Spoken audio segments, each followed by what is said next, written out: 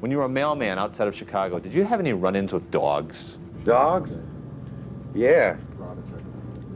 I had this one dog. He,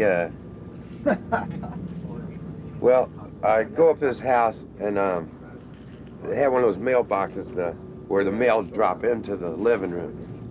And I'd go and this dog would come running from the kitchen back to, like, as I was coming up the steps, the dog comes running from the back of the house, growling and turning furniture over. And he gets right up and he get his mouth right by the mail and he'd chew up all the mail.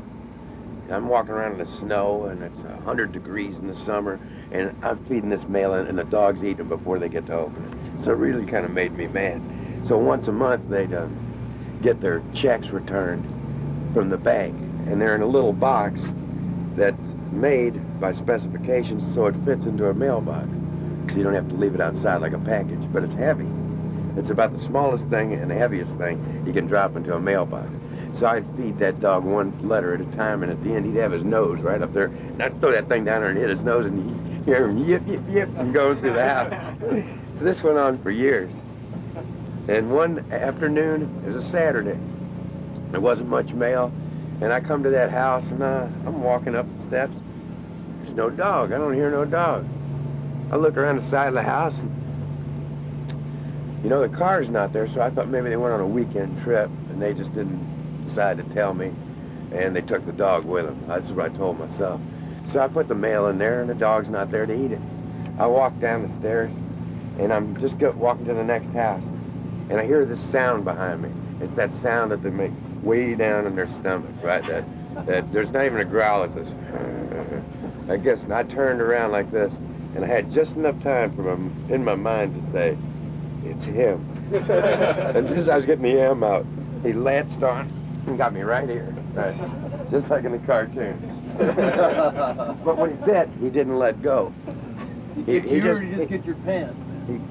He got the whole store. He got the whole store, and he latched on and didn't let go. Just did it. So I threw the mail up in the air, and I run down the street, and I'm dragging the dog by his teeth.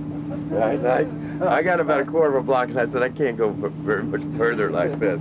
So I stood and I cracked the whip, right, like this. And finally, I got him off, and he rolled over, and he got like this, and he looked at me, and like he looked at me like, okay, you're mine. This is it. And I thought it was it, you know. And a little kid walks up. The dog doesn't belong to him. The kid's about 4 or 5. Walks up and goes, stop. And the dog goes, it takes off down the street. Adam and Eve and a Lucy and a Ricky bit the Big Apple and got a little sticky. Esmeralda and the Hunchback of Notre Dame, they humped each other like they had no shame. They paused as they posed for a Polaroid photo. She whispered in his ear, exactly Odo, Quasimodo.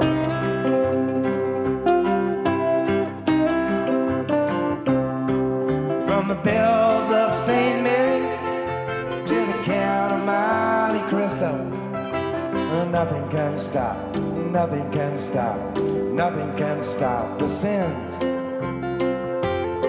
of Mephisto.